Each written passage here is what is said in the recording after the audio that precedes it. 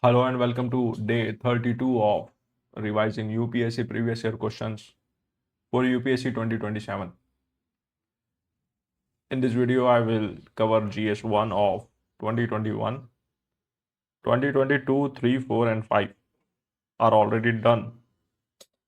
So let's get started with question number 1. Question number 1.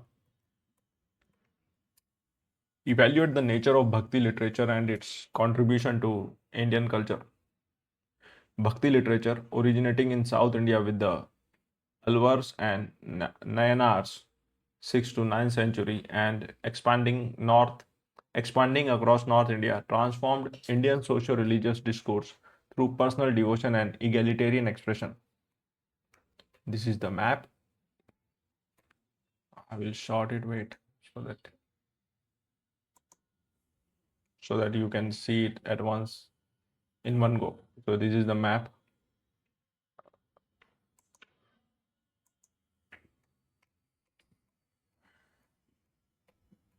Nature of Bhakti literature. Vernacular accessibility shifted from Sanskrit to regional languages. Example: Avdi, Braj, Tamil, Marathi. Democratizing literary expressions. Literary expression: Kabir's Bijak, Tulsidas, Ramcharitmanas.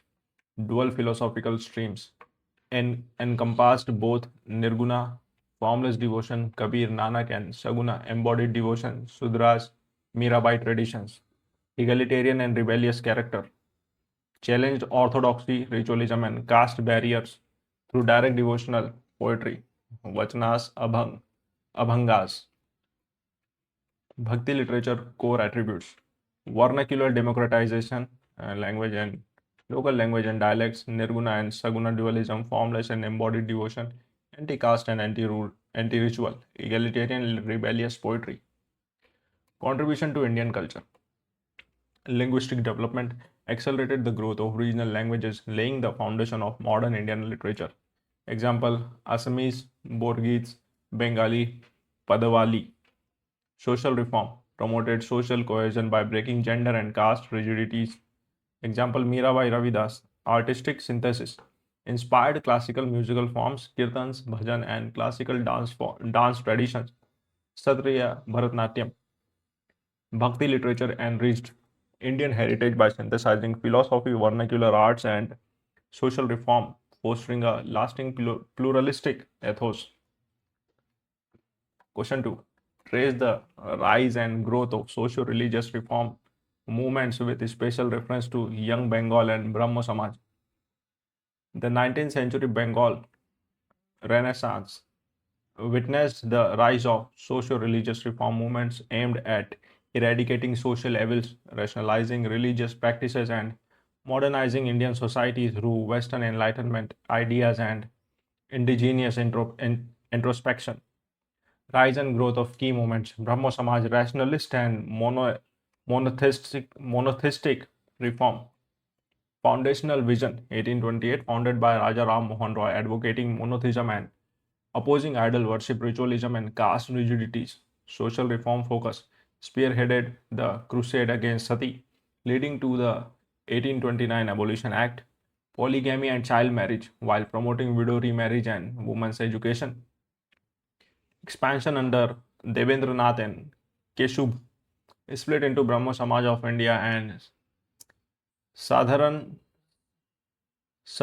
Brahmo Samaj, Sadharn Sadharn Brahmo Samaj, expanding reach across India. Young Bengal movement, radical intellectual revolt. Radical rationalism, led by Henry Vivian Desrosiers in the late 1820s at Hindu College, drawing inspiration from the French Revolution, attack on orthodoxy, encouraged free thought, questioned traditional authority, and advocated women's rights and freedom of expression. Limitations: failed to establish deep roots due to its radical stance and lack of linkage with mass social realities. 19th century Bengal reform. This is Brahmo Samaj, moderate rationalism, intellectualism, Young Bengal radical. So you can go through it. Radical intellectualism, actually.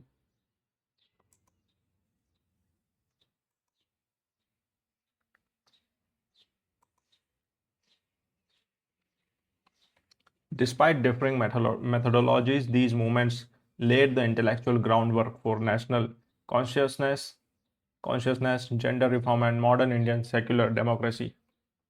Access the main administrative issues and socio-cultural problems in the integration process of Indian princely states. Look, if you follow these lectures, which you don't, I know, but if you go through this, you will find that the pattern of asking question from 2022 and primarily 2023 is different, is way different than 2021, 2022, or prior to 2021. You can see like direct questions, right? But this is not the case in 23, 24, 25. Anyway, let's see what will happen in 26. In few days we have mains examination. Anyway, we will go through it because it will gonna help you a lot. Post-independence integration of over 560 princely states covering nearly 40% of India's landmass was a monumental challenge mastered by Sardar Patel and VP Menon using the instrument of accession and diplomatic persuasion. Main administrative issues: diverse administrative machinery, variations in governance structures, legal codes, taxation systems, and civil service standards across heterogeneous princely, princely territories. Financial and civil integration, harmonizing state currencies, postal networks, military forces, and privy purse allocation with central administrative framework, refusal to accede, resolving recalcitrant recalcitrant states like Hyderabad, requiring Operation Polo 1948 Junagadh plebiscite and Jammu and Kashmir instrument of accession 1947. Integration challenge matrix. So this is the administrative bottleneck, socio-cultural hurdles, main socio-cultural problems. Feudal loyalties versus democratic transition, transitioning population from traditional allegiance to local rulers toward a unified democratic constitutional order. Communal sensitivities, high communal volatility during partition, particularly in border states like Junagadh, Hyderabad, and J&K. Linguistic and regional aspiration, managing localized ethnic and linguistic claims, which later necessitated the State Reorganization Act 1956. Overcoming administrative friction and socio-cultural divisions during integration established a unified federal state, reinforcing India's constitutional integrity. Question 4. Differentiate the causes of landslides in the Himalayan region and the Western Ghats. Landslides represent significant mass wasting hazard in India.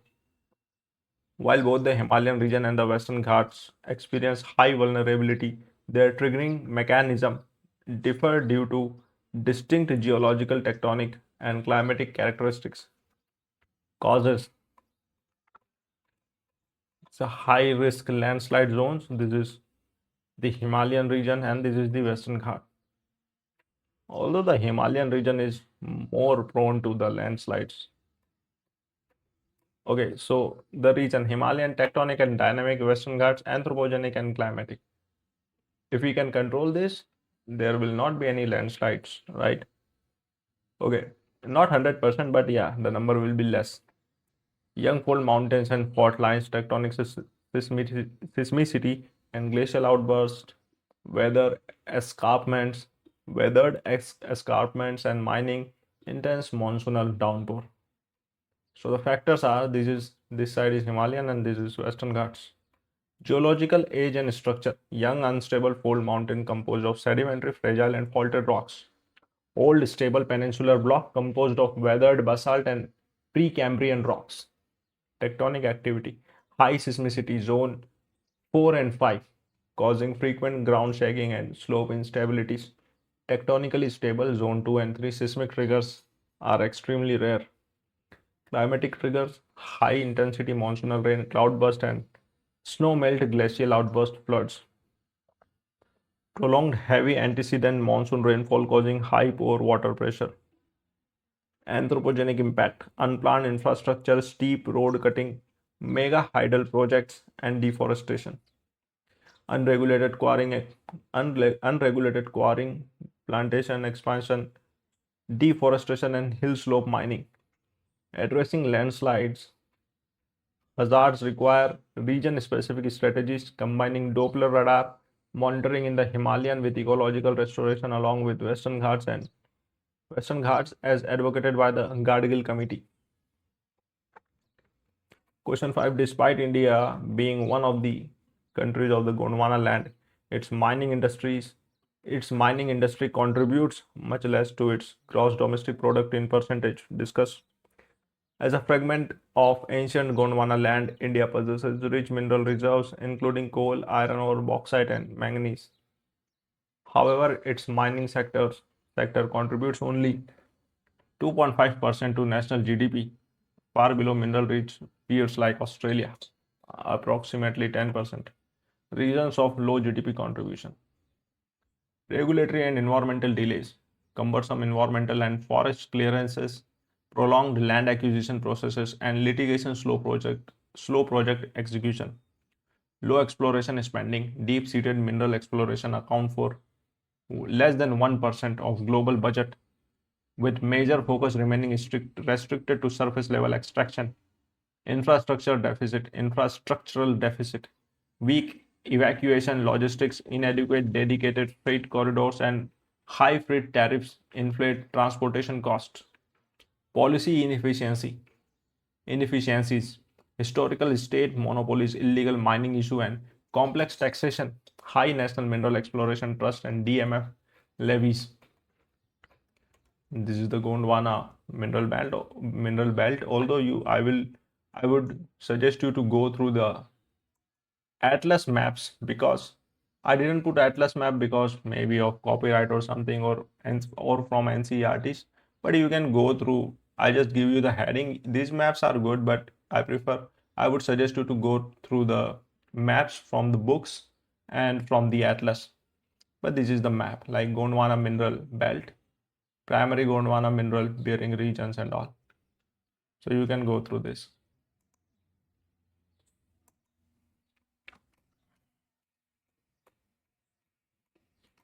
Socio-ecological friction, high concentration of mineral deposits in ecologically sensitive forests and tribal belts. Fifth schedule, leading to local displacement concern. Mining sector bottleneck matrix. Exploration deficit, regular delays, and logistical friction. Reforming the sector through the Mines and Minerals Development and Regulation Amendment Act, private exploration incentives, and sustainable eco-mining can unlock India's true mineral potential. Question 6. What are the environmental implications of the reclamation of water bodies into urban land use? Explain with examples. Rapid urbanization has driven the widespread reclamation of urban wetlands, lakes, and floodplains into built-up infrastructure. These alteration of natural hydrological regimes severely degrades urban ecosystems and heightens climate vulnerabilities. Environmental implications of water body reclamation. Urban flooding and drainage collapse. Encroachments serve natural drainage channels, turning moderate rainfalls into catastrophic urban floods. Example: Chennai flood 2015, Bangalore urban lake reclamation. Depletion of microclimate buffer. Loss of water bodies intensifies the urban heat island effect by diminishing localized evaporative cooling mechanism. Groundwater depletion and salinization obstructs natural aquifer recharge zone, triggering drastic water table declines. Example: encroachment of East Kolkata wetlands. Biodiversity loss and pollution destroys aquatic ecosystems, disrupting avian migratory pathways and accumulating untreated urban sewage in remnant fragments. Example: Belandur Lake toxic foaming. This is the diagram, you can go through this. Preserving urban wetlands under Ramsar Convention and enforcing the Wetlands Conservation and Management Rules 2017 are imperative for sustainable, resilient urban futures. Question 7. Mention the global occurrence of volcanic eruption in 2021 and their impact on regional environment. The year 2021 witnessed significant volcanic activity across major tectonic belts, particularly along the Pacific Ring of Fire and Atlantic rift systems, severely impacting regional atmospheric, terrestrial, and oceanic environments. Global occurrences of volcanic eruption 2021. So,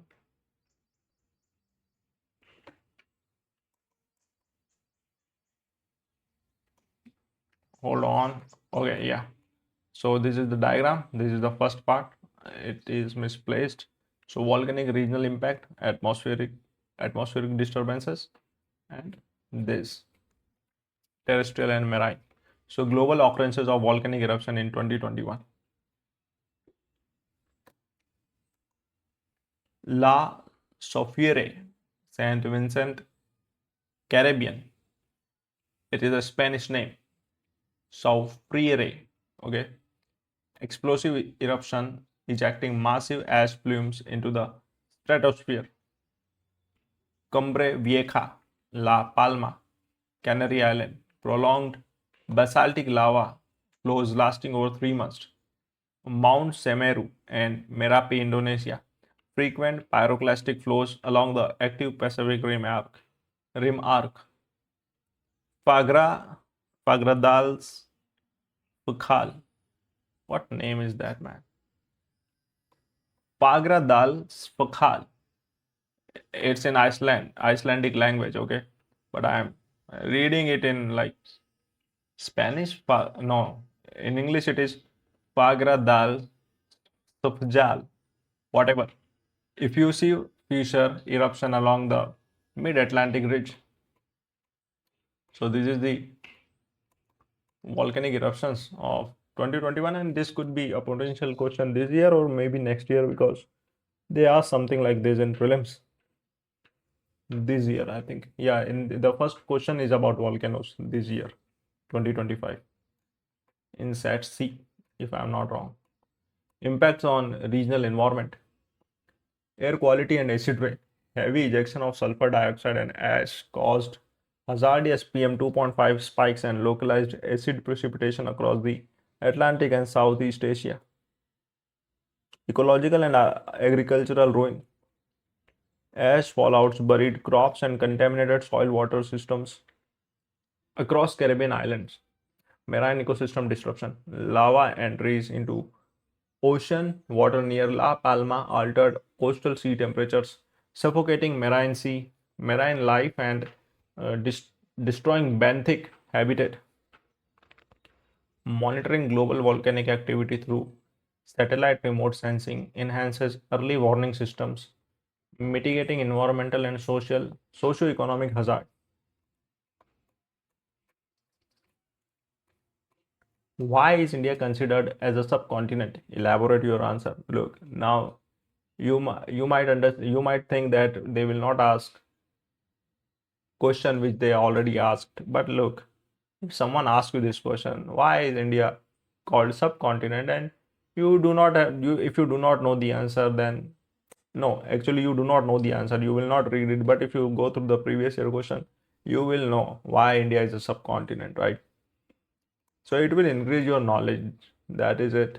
You need to increase knowledge and do not run away with it.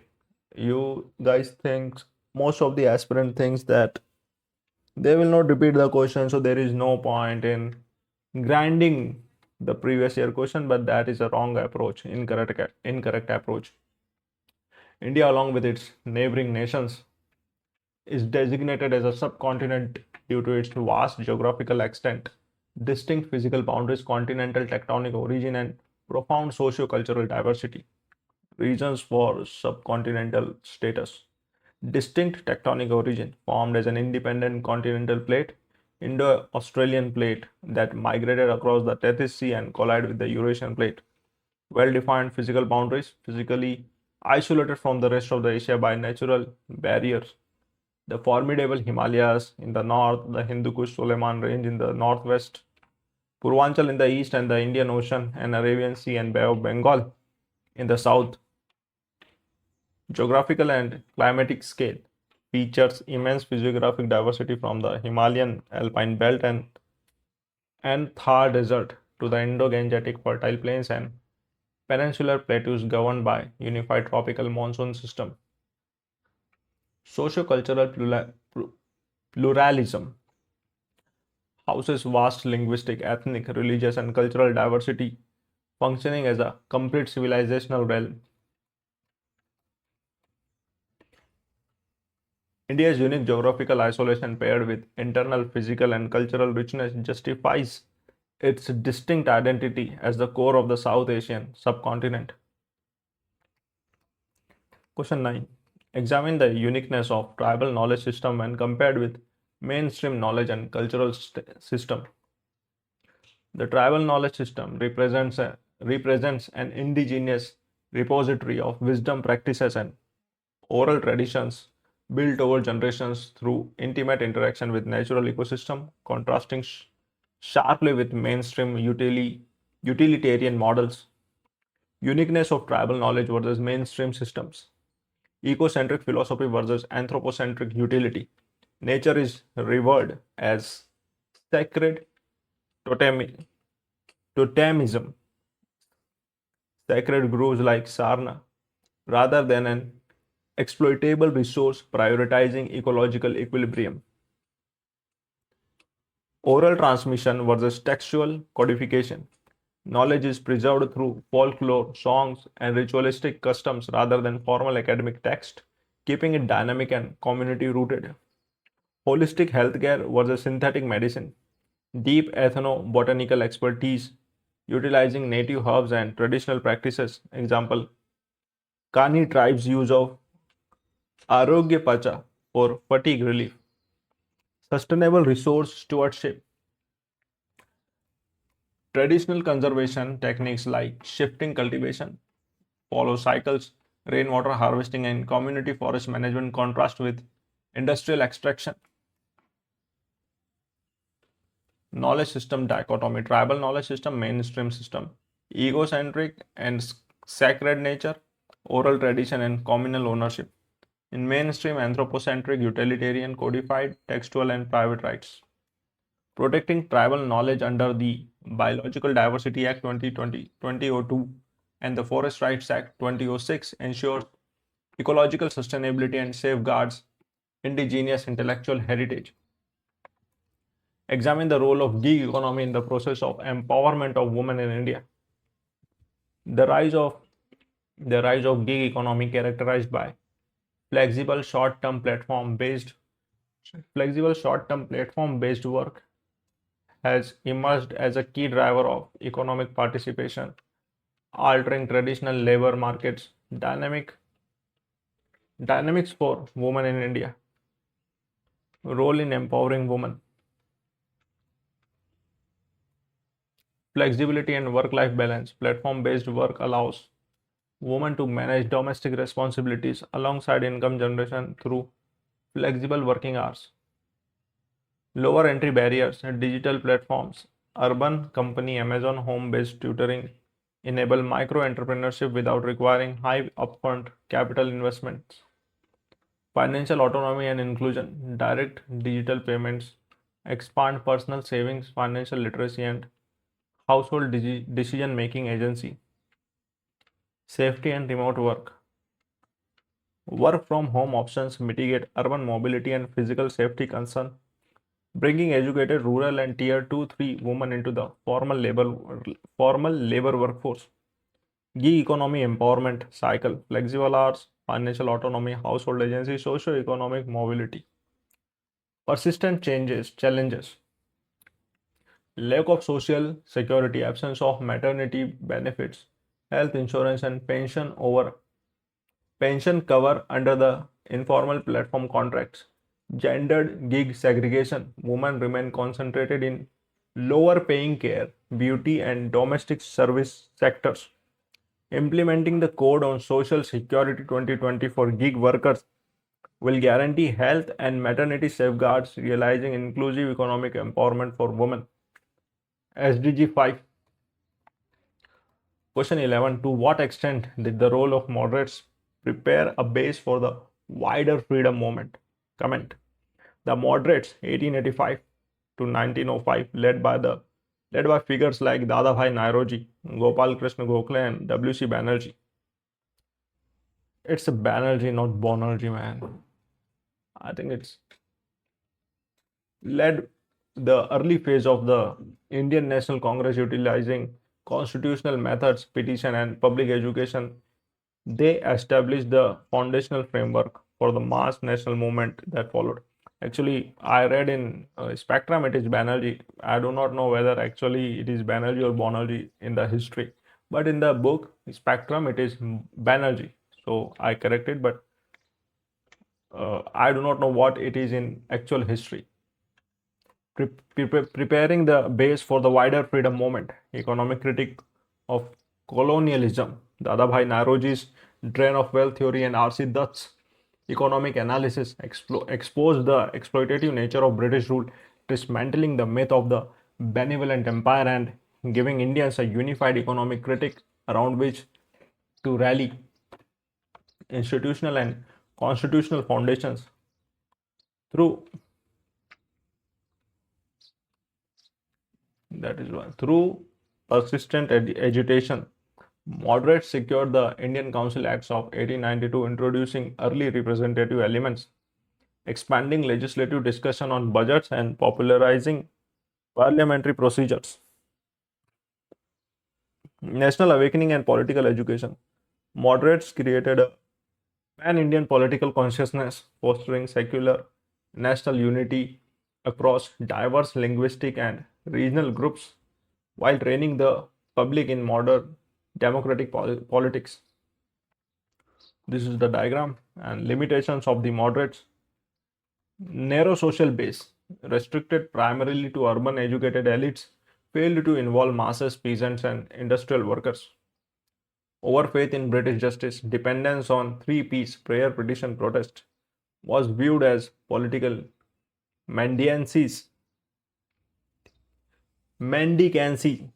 by the extremist. Though cautious in strategy, the moderates built the indispensable ideological, institutional, and intellectual foundation without which the later mass movement of the national struggle could not have succeeded. Question 12. Bring out the constructive programs of Mahatma Gandhi during non-cooperation movement and civil disobedience movement.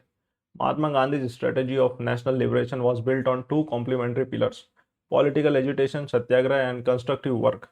Far from being passive interludes, constructive programs built rural self-reliance, moral discipline, and mass social unity during and between the mass movements. Constructive programs during the non-cooperation movement (NCM). Promotion of Khadi and Charkha symbolized economic self-reliance, boycott of foreign cloth and dignity of manual labor, removal of untouchability and caste reform, integrated anti-untouchability efforts into the Congress agenda, fostering social cohesion across caste divides, Hindu-Muslim unity, promoted communal harmony alongside support for the Khilafat cause, national education, established independent national institution, Gujarat Vidyapeeth, Jamia Millia Islamia, Kashi Vidyapeeth, to replace colonial schooling, prohibition, anti-liquor campaigns aimed at improving rural family finance and social welfare. Gandhian constructive framework, economic self-reliance, social reform agenda, educational autonomy, constructive programs during the civil disobedience movement, 1930 to 34. Swadeshi and village industry expanded beyond khadi to promote rural cottage industry, soap making, and hand milling. Village Industries Association, mass mobilization of women, encouraged women's participation in picketing liquor and foreign cloth shop, elevating their role in public life. Basic education. Basic education. Vocational and craft based education emphasizing character building and functional literacy. Harijan Welfare founded the Harijan Sevak Sangh 1932 to uplift marginalized communities and grant temple entry rights. Constructive work transformed political agitation into a holistic socio-economic revolution, building grassroots cadre strength and sustaining moral resilience throughout India's struggle for independence.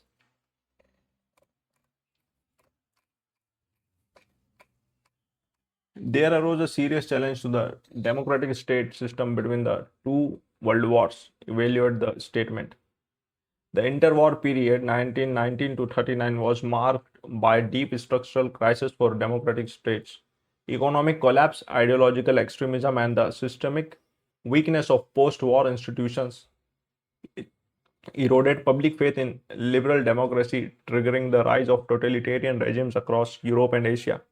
Key factors challenging the democratic state system: rise of totalitarian ideologies, fascism in Italy, Benito Mussolini's March on Rome 1922 established a corporatist anti-democratic dictatorship, rejecting liberal individualism for state supremacy.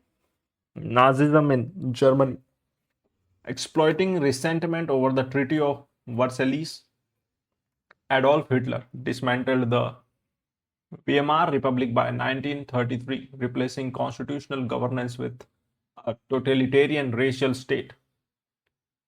Socio-economic instability and market failure.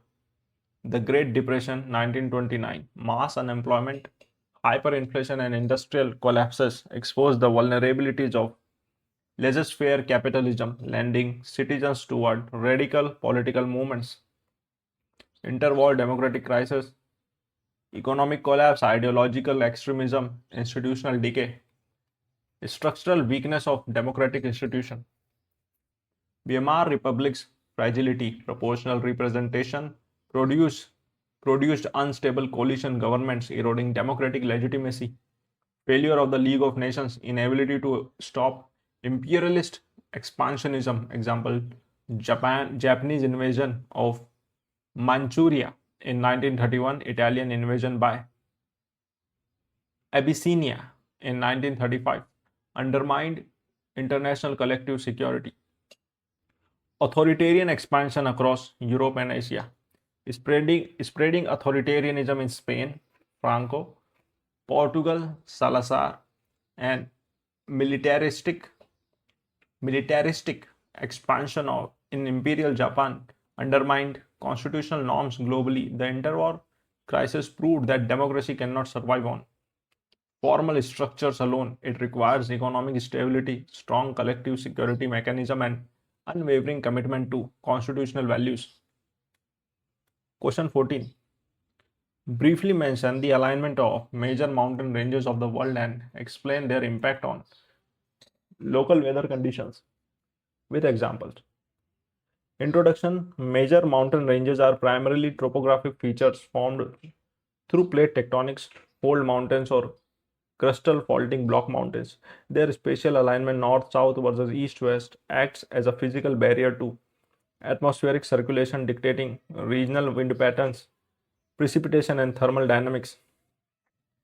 Alignment of major mountain ranges.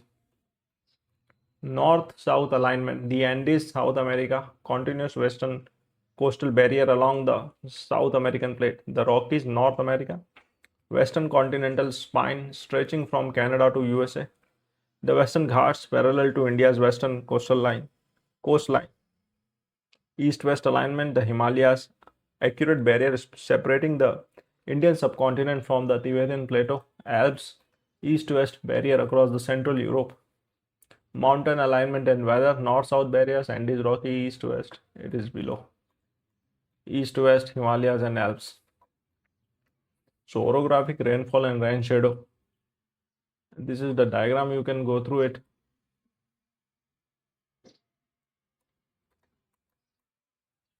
Impact on local wind, impact on local weather condition with examples. Orographic precipitation and rain shadow effect. Moist air rising over windward slope yields heavy rainfall, while leeward slopes experience dry rain shadow conditions. Example, the Western Ghats cause Heavy monsoon rain along the Konkan coast more than 250 centimeters, leaving the Deccan Plateau semi-arid. The Andes create the hyper-arid Atacama Desert on their leeward side, blocking polar and continental air masses. Example, the Himalayas block frigid Arctic Siberian air streams from entering northern India, keeping the subcontinent warmer than corresponding global latitudes. Local wind dynamics. Mountains generate specialized katabatic downslope and anabatic upslope winds, as well as warm, dry winds like the Chinook snow eater along the eastern slopes of the Rockies and the Fohn in the Alps. Mountain alignment serve as mountain alignments serve as fundamental climate regulators, shaping agricultural belts, regional hydrology, and microclimatic zoning globally. How do the melting of Arctic ice and glacier of the Antarctica differently affect the weather patterns and human activities on Earth? Explain. The polar regions, the Arctic in the north and the Antarctic in the south, serve as Earth's primary climatic regulators. However, due to climate change, melting in both regions proceed through distinct geographic mechanisms, producing contrasting impacts on global weather patterns and human activities. Structural differences in polar melting. Arctic region comprises sea ice floating on an oceanic basin. Melting does not significantly raise sea levels directly, Archimedes' principle, but alter ocean salinity and planetary albedo. Antarctic region comprises massive land-based ice sheet and glaciers holding 60% of world's fresh water. Melting contributes directly to global sea level rise. This is the diagram, polar melting contrast matrix, and below as well you will have Antarctic land melting. Differential impacts on weather patterns. Arctic impacts, jet stream and extremes, loss of white sea, loss of white sea ice reduces Earth's albedo, accelerating heat absorption. Polar amplification weakens the temperature gradient between polar and equatorial region, destabilizing the polar jet stream and causing extreme weather events.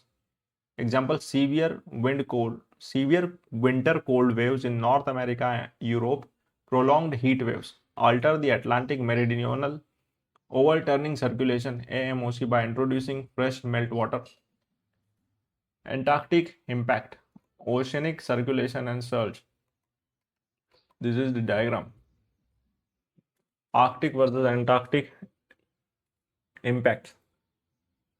You can see two poles global consequences on this jet stream, weakened jet stream. Go through this diagram. You can draw these as well in the exam.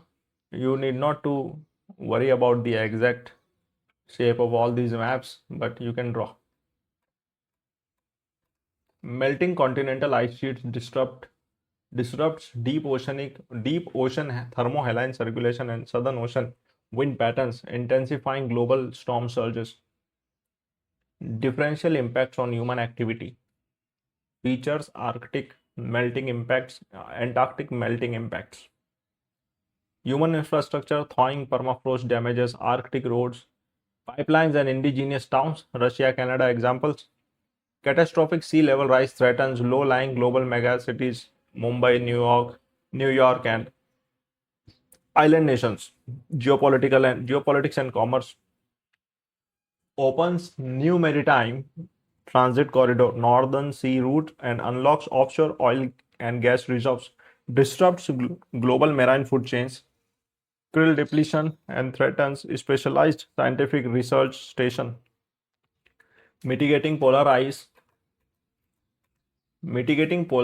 melts require enforcing IPCC targets, fulfilling Paris Agreement pledges, and reducing global carbon footprints to protect vulnerable coastal communities worldwide. Question 16 discuss the multidimensional implications of uneven distribution of mineral oil in the world. Mineral oil petroleum remains the bedrock of global energy system, transportation networks and petrochemical manufacturing.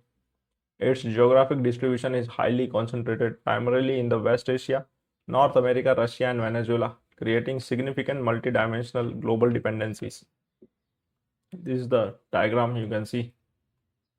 Global oil hubs and major sea routes go through this. West Siberia, Russia through this, and these are the sea routes. The Strait of Hormuz, it is logged here. All of this. So green is major oil producing, red critical maritime choke points, key oil sea routes, and why these routes matter. Multidimensional implications, geopolitical and strategic implications, energy diplomacy and alliances. Concentration of reserves empower regional cartel like OPEC, plus giving major exporter nations significant leverage over global energy security and international relations. Geopolitical conflicts and choke points, strategic vulnerabilities around maritime oil transit choke points. Example, Strait of Hormuz, Bab el Mandeb, Malacca Strait, drive military presence, proxy wars, and regional tensions. Economic implications, trade imbalances and inflation, net importers. Example, India, Japan, EU nations face persistent current account deficit and imported inflation whenever global crude price spike. Resource curse, Dutch disease. Exporter economies heavily dependent on oil revenues often experienced industrial stagnation, governance deficit, and vulnerability to price shocks. Environmental and energy transition implications, ecological degradation, concentration of extraction and long distance maritime transport increases risk of oil spills, gas flaring, and marine ecosystem disruption. Catalyst for clean transition, high import dependency forces energy scarce nations to accelerate renewable energy deployment, electric mobility adoption, and green hydrogen investments. Mineral oil asymmetry matrix, geopolitical power. So OPEC plus cartel influence and maritime choke points friction, economical vulnerability, imported inflation, and current account deficit volatility.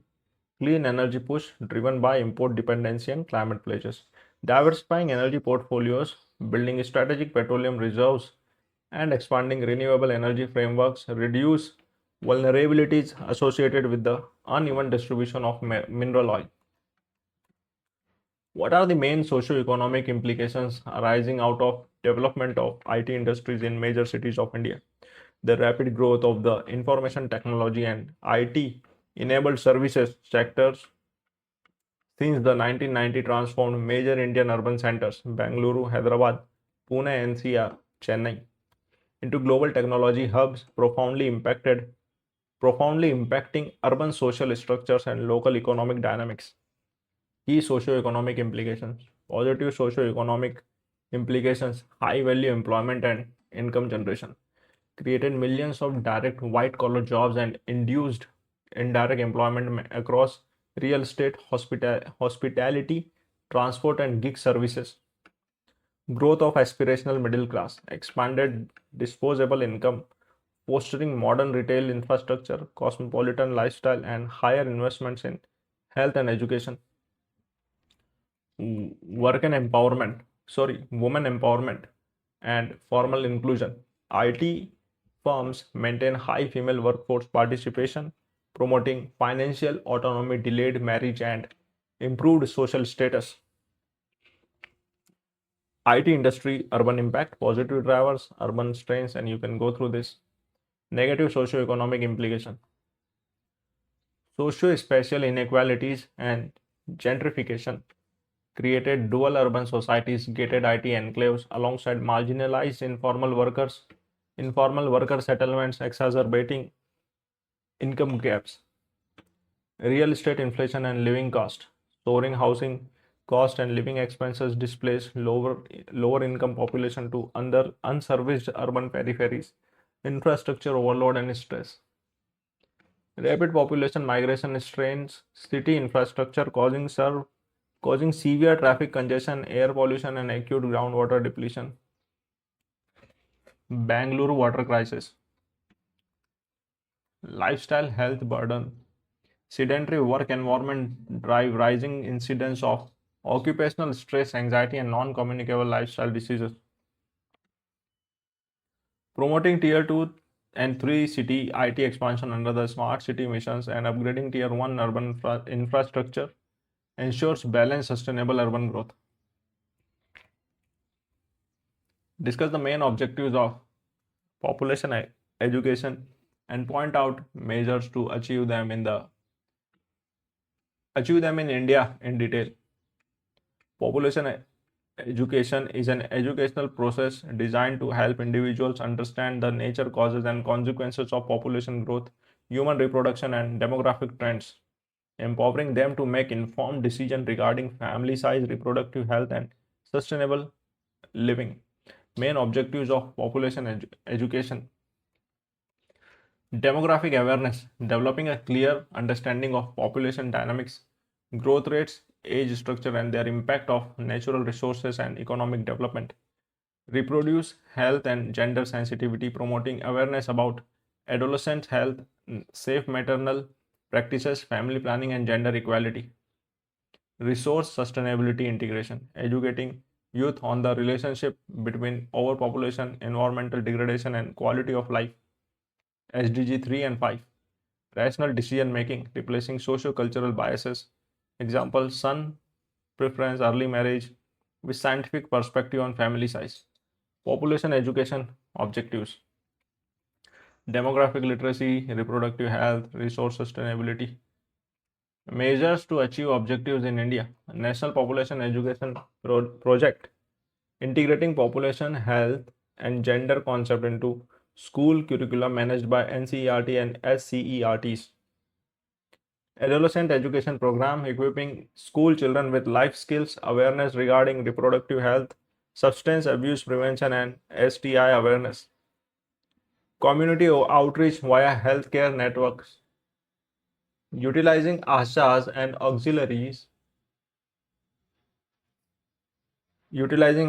auxiliary nurse midwives under the National Health Mission to deliver localized family planning education.